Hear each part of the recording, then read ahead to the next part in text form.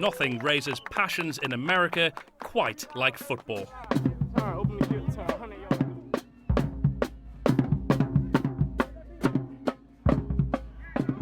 From high school to the big leagues. From the poorest communities to some of the richest contracts in sport. It's part of the fabric of American society, offering an opportunity for both patriotism and increasingly powerful protests that have divided a nation.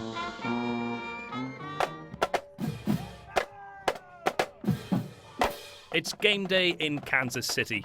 This is Trump's heartland. Go Chiefs! Go Chiefs! And many of these fans form part of the president's political base. Is that going on the BBC? His sustained criticisms of the predominantly black players has turned what began as a protest about police brutality into political mudslinging about respect for the flag, the national anthem, and freedom of speech. I pay my money to watch them play football. I don't come out to watch a political rally. Why don't they get off their knees and do something? Spend some money, get off your knees and walk the walk. This game was played just hours after the mass shooting in Las Vegas, and the player protests were muted. But would their interviews be too? Well, American sports encourage their players to speak openly. This is no different. Within minutes of the game ending, we're in the dressing room and we're going to talk to the players. But it soon becomes clear that to make their point, the players have to navigate a complex political landscape, pondering every word. Honestly, the protest, it happens, and we're not in a good place right now, and pretty much we're worried about people in Vegas right now, honestly. So we just all had to stand up. I think it's very important outside of football for this to actually become a change in society instead of it just being kind of a bash on NFL players for making a protest. To understand race relations in America is to understand the country's history, and the same is true of this issue. What is now a movement started with just one man. The then San Francisco 49ers quarterback Colin Kaepernick began protesting in the summer of 2016. It was in response to a spate of controversial police shootings and what he saw as state oppression against African Americans and people of color. It says American, and under it says snapper. So we've got the American sniper. I'm the American snapper. Upon seeing that Kaepernick was sitting for the anthem, Nate Boyer, a decorated former Special Forces soldier who played briefly in the NFL, wrote an open letter saying he felt the players' actions were disrespectful. In my eyes, you might as well burn it. Like, that's what it felt like when I saw that. Yeah. And that was my initial reaction, before I stopped and thought a little bit. I mean, and I think that's what's happening in our country right now. Everybody, they see something and it's like, boom, reaction. The two men eventually met. Kaepernick agreed to kneel, with Boyer saying he would stand alongside him. I don't want people to stand out of obligation. I don't care if it's fans in the stands or players in the field. I want them to stand because they care. And so I thought taking a knee was more respectful to people in my community. People will disagree with that, but that's how I felt. Versus sitting on the bench isolated from your team, at least taking a knee alongside them is embracing those around you. It's not saying I'm bigger than this or I'm better than this or we're still part of this country. But it's demonstrating that right now I don't feel that flag and anthem represents the best in us. Go Patriots! It's Thursday night and the sporting juggernaut has arrived in Tampa, Florida. The Buccaneers are hosting the most successful team in recent years, the New England Patriots. This is sport on a grand scale. There's a TV audience of millions preparing to tune in and watch tonight. In the stands, while the fans are starting to come in, this stadium will be full by kickoff time, and they've got money to spend, of course, on tickets and on merchandising. Behind it all, well, there are sponsors falling over themselves to get involved. Given the size of the audience, they want some brand recognition. Now, in the past few weeks, this debate has all been about freedom of speech, but in the end, perhaps, it's money that talks.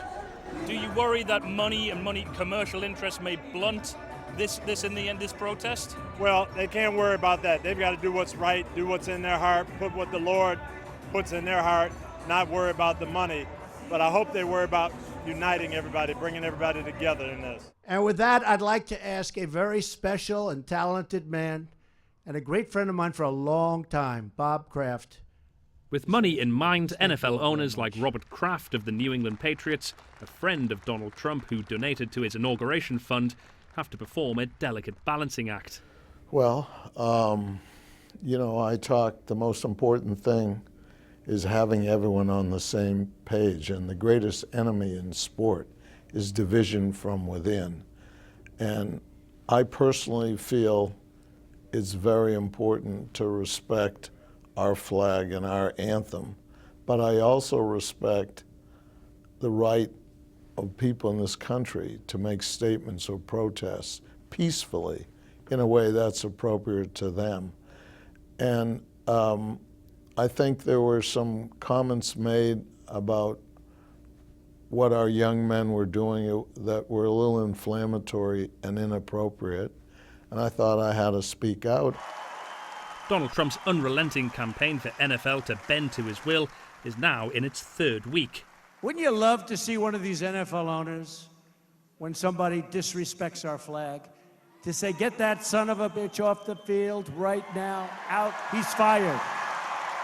He's fired! So that is Mar-a-Lago. It's what President Trump refers to as the winter White House, his Florida retreat. We drove past it a few minutes ago and saw his son Barron kicking a ball around on the front lawn, but this is as close as we're allowed to film. Now, over the past few weeks, it appears that the president's offensive on the protest issue has been somewhat successful. So has the protest movement lost pace? Has it lost momentum? Has Donald Trump won? Mar-a-Lago is nestled in Palm Beach, one of America's most exclusive and ritzy towns. But just 50 miles away, still in Palm Beach County, lies Belle Glade. It is one of the poorest and most deprived areas in the country. At the local high school, football offers hope. The town has sent over 30 players to the NFL in the past 3 decades. Protest by professional players matters here. It gives them a voice, because when those things happen to them, no one's going to listen to them. So these guys are their voices, and they want to make sure that those guys continue to speak and be heard, because that's the only way change can happen, if those guys are out there on the front lines fighting this cause.